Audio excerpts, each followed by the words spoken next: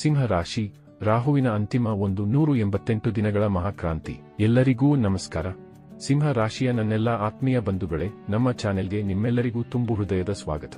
ಇವತ್ತಿನ ಈ ವಿಶೇಷ ವಿಡಿಯೋ ಕೇವಲ ರಾಶಿ ಭವಿಷ್ಯವಲ್ಲ, ಇದು ನಿಮ್ಮ ಜೀವನದ ದಿಕ್ಕನ್ನೇ ಬದಲಿಸಬಲ್ಲ 188 ದಿನಗಳ ಸತ್ಯದರ್ಶನ. ರಾಹು ಎನ್ನುವ ಗ್ರಹದ ಬಗ್ಗೆ ನಮಗೆಲ್ಲ ಗೊತ್ತು. ಅವನು ಒಬ್ಬ ಮನುಷ್ಯನನ್ನು ರಾತ್ರೋರಾತ್ರಿ ಜನರ ಗುಂಪಿನಿಂದ ಮೇಲೆತ್ತಿ ರಾಜನನ್ನಾಗಿ ಮಾಡಬಲ್ಲ ಶಕ್ತಿ ಹೊಂದಿದ್ದಾನೆ. ಆದರೆ ಅದೇ ಸಮಯದಲ್ಲಿ ಒಂದು ವೇಳೆ ನಿಮ್ಮಲ್ಲಿ ಅಹಂಕಾರ ಹೆಚ್ಚಾದರೆ ಅದೇ ರಾಹು ಒಬ್ಬ ರಾಜನನ್ನು ಏಕಾಂಗಿಯನ್ನಾಗಿ ಮಾಡುವ ಶಕ್ತಿಯನ್ನು ಹೊಂದಿದ್ದಾನೆ. ಜೂನ್ 2026 ರಿಂದ ಡಿಸೆಂಬರ್ 5, 2026 ರವರೆಗೆ ಬರಲಿರುವ ಈ 188 ದಿನಗಳು ನಿಮ್ಮ ಜೀವನದ ಅತ್ಯಂತ ಶಕ್ತಿಯುತ ಹಂತವಾಗಲಿವೆ. ಈ ಚರ್ಚೆಯಲ್ಲಿ ನಾವು ರಾಹುವಿನ ಈ ಮಹಾ ಬದಲಾವಣೆಯ ಬಗ್ಗೆ ಪ್ರತಿಯೊಂದು ಅಂಶವನ್ನು ಬಿಡಿಸಿ ತಿಳಿಯೋಣ.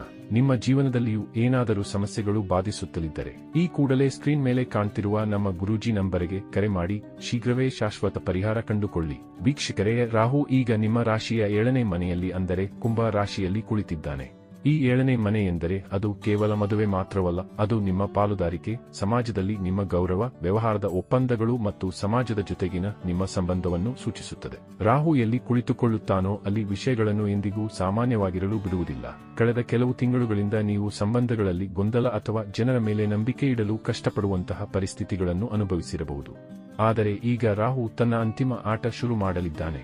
ಇದು ನಿಮ್ಮ ಜೀವನದ ನಿರ್ಣಾಯಕ ಹಂತ. ವೀಕ್ಷಕರೇ, 2025 ರಿಂದಲೇ ರಾಹು 7ನೇ ಮನೆಯಲ್ಲಿದ್ದಾನೆ. ಆದರೆ ಈ 188 ದಿನಗಳು ಯಾಕೆ ಇಷ್ಟು ವಿಶೇಷ? ಯಾಕೆಂದರೆ ರಾಹು ಈಗ ತನ್ನ ನಿರ್ಣಾಯಕ ಅಥವಾ ಫೈನಲ್ ರಿಸಲ್ಟ್ ನೀಡುವ ಹಂತಕ್ಕೆ ತಲುಪುತ್ತಿದ್ದಾನೆ.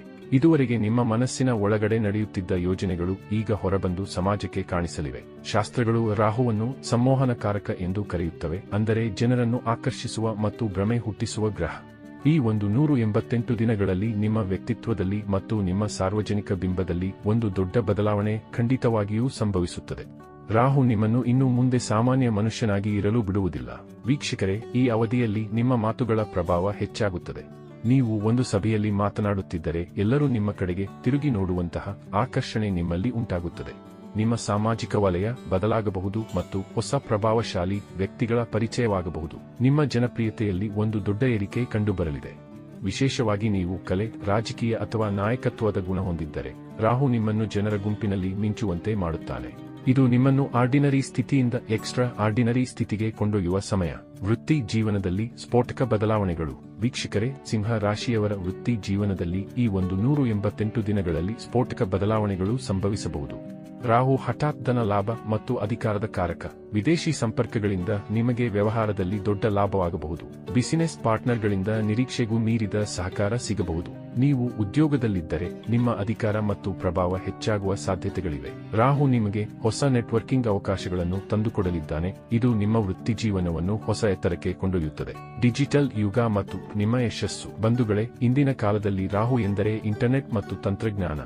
ನೀವು ಯೂಟ್ಯೂಬ್, ಫೇಸ್ಬುಕ್, ಇನ್ಸ್ಟಾಗ್ರಾಮ್ ಅಥವಾ ಯಾವುದೇ ಆನ್ಲೈನ್ ವೇದಿಕೆಯಲ್ಲಿ ಸಕ್ರಿಯರಾಗಿದ್ದರೆ ಈ 188 ದಿನಗಳು ನಿಮ್ಮ ಪಾಲಿಗೆ ಲಾಟರಿ ಇದ್ದಂತೆ. ಸಲಹೆಗಾರರು, ಗ್ಲಾಮರ್ ಫೀಲ್ಡ್ ಮತ್ತು ಪ್ರಚಾರ ಕ್ಷೇತ್ರದಲ್ಲಿ ಇರುವವರಿಗೆ ರಾಹು ಅನಿರೀಕ್ಷಿತ ಯಶಸ್ಸು ನೀಡಲಿದ್ದಾನೆ. ಜನರು ನಿಮ್ಮ ವಿಡಿಯೋಗಳನ್ನು ಇಷ್ಟಪಡುತ್ತಾರೆ, ನಿಮ್ಮ ಮಾತುಗಳಿಗೆ ಮರುಳಾಗುತ್ತಾರೆ. ಆದರೆ ನೆನಪಿಡಿ, ಈ ಯಶಸ್ಸು ಬರುವುದು ರಾಹುವಿನ ಮಾಯೆಯಿಂದ. ಆದ್ದರಿಂದ ಇದನ್ನು ಹೇಗೆ ಉಳಿಸಿಕೊಳ್ಳಬೇಕು ಎಂಬುದು ನಿಮ್ಮ ಕೈಯಲ್ಲಿದೆ. ಅಹಂಕಾರದ ಬಲೆ, ಸಿಂಹದ ಗರ್ಜನೆ ಮತ್ತು ಎಚ್ಚರಿಕೆ. ಸಿಂಹ ರಾಶಿಯವರೇ, ಇಲ್ಲಿ ಒಂದು ದೊಡ್ಡ ಅಪಾಯವಿದೆ. ರಾಹು ನಿಮ್ಮ ಅಹಂಕಾರವನ್ನು ಅಪಾಯಕಾರಿ ಮಟ್ಟಕ್ಕೆ ಕೊಂಡೊಯ್ಯಬಹುದು. ಯಶಸ್ಸು ಬಂದಾಗ ನಾನೇ ಶ್ರೇಷ್ಠ ಎಂಬ ಭಾವನೆ ಬರುವುದು ಸಹಜ, ಆದರೆ ಇದೇ ನಿಮ್ಮ ಪತನಕ್ಕೆ ಕಾರಣವಾಗಬಹುದು. ಸಿಂಹ ಕಾಡಿನ ರಾಜನಾಗಿದ್ದಾಗ ಮಾತ್ರ ಅದರ ಗರ್ಜನೆ ಸುಂದರವಾಗಿ ಕೇಳಿಸುತ್ತದೆ. ಆದರೆ ಅಹಂಕಾರ ಹೆಚ್ಚಾದರೆ ಅದೇ ಗರ್ಜನೆಯೇ ಅವನ ವಿನಾಶಕ್ಕೆ ಹಾದಿ ಮಾಡಿಕೊಡುತ್ತದೆ.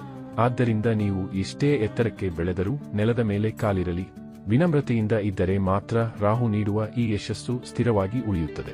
ಸಂಬಂಧಗಳಲ್ಲಿನ ಭ್ರಮೆ ಮತ್ತು ಕುರುಡು ನಂಬಿಕೆ.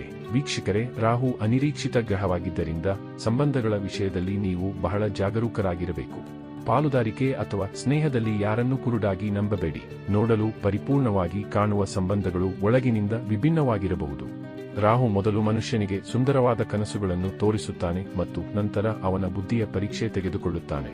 ಆದ್ದರಿಂದ ಯಾವುದೇ ಒಪ್ಪಂದ ಮಾಡುವಾಗ ಅಥವಾ ಹೊಸ ವ್ಯಕ್ತಿಯನ್ನು ಜೀವನಕ್ಕೆ ಸೇರಿಸಿಕೊಳ್ಳುವಾಗ ಬಹಳ ಎಚ್ಚರಿಕೆಯಿಂದ ಯೋಚಿಸಿ ನಿರ್ಧಾರ ತೆಗೆದುಕೊಳ್ಳಿ. ಮಾನಸಿಕ ಸಂಘರ್ಷ ಮತ್ತು ಸ್ವಯಂ ಅರಿವು. ವೀಕ್ಷಕರೇ, ಈ 188 ದಿನಗಳಲ್ಲಿ ನಿಮ್ಮ ಅತಿದೊಡ್ಡ ಹೋರಾಟ ನಿಮ್ಮ ಜೊತೆಗೆ ಇರುತ್ತದೆ.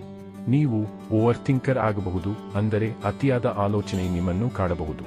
ಭಾವನಾತ್ಮಕವಾಗಿ ಉದ್ವೇಗಕ್ಕೆ ಒಳಗಾಗುವುದು, ಕೋಪ ಅಥವಾ ಕೆಲವೊಮ್ಮೆ ಒಂಟಿತನ ನಿಮ್ಮನ್ನು ಕಾಡಬಹುದು. ಜನರು ನನ್ನನ್ನು ಅರ್ಥ ಮಾಡಿಕೊಳ್ಳುತ್ತಿಲ್ಲ ಎಂದು ನಿಮಗೆ ಅನಿಸಬಹುದು, ಆದರೆ ವಾಸ್ತವದಲ್ಲಿ ಮೊದಲು ನೀವು ನಿಮ್ಮನ್ನು ಅರ್ಥಮಾಡಿಕೊಳ್ಳಬೇಕು. ನಿಮ್ಮ ತಪ್ಪುಗಳನ್ನು ಒಪ್ಪಿಕೊಳ್ಳಲು ಮತ್ತು ಸೋಲನ್ನು ಸ್ವೀಕರಿಸಲು ಸಿದ್ಧರಾಗಿರಿ. ಅಹಂಕಾರವನ್ನು ಬಿಟ್ಟು ಸತ್ಯವನ್ನು ಒಪ್ಪಿಕೊಂಡರೆ ಮಾತ್ರ ರಾಹು ನಿಮಗೆ ಅಸಾಧಾರಣ ಯಶಸ್ಸನ್ನು ನೀಡುತ್ತಾನೆ. ಬಂಧುಗಳೇ, ರಾಹುವಿನ ಈ ಫಲಗಳನ್ನು ಸಕಾರಾತ್ಮಕವಾಗಿ ಬಳಸಿಕೊಳ್ಳಲು ಕೆಲವು ಸುಲಭ ಪರಿಹಾರಗಳು ಇಲ್ಲಿವೆ. ಮಂತ್ರ ಜಪ: ಓಂ ರಾಂಗ್ ರಾಹುವೇ ನಮಃ ಅಥವಾ ಓಂ ಬ್ರಾಂ ಬ್ರೀಂ ಬ್ರೌಂ ಸಾ ರಾಹವೇ ನಮಃ ಎಂಬ ಮಂತ್ರವನ್ನು ಪಠಿಸಿ. ದಾನ: ಶನಿವಾರದಂದು ಕಪ್ಪು ಎಳ್ಳನ್ನು ದಾನ ಮಾಡಿ. ದೈವಿಕ ಆರಾಧನೆ: ಶಿವ ಮತ್ತು ಭೈರವ ದೇವರ ಆರಾಧನೆ ಮಾಡುವುದು ರಾಹುವಿನ ನಕಾರಾತ್ಮಕತೆಯನ್ನು ದೂರ ಮಾಡುತ್ತದೆ. ಗೌರವ: ನಿಮ್ಮ ಕುಟುಂಬದವರು ಮತ್ತು ಪಾಲುದಾರರನ್ನು ಗೌರವಿಸಿ.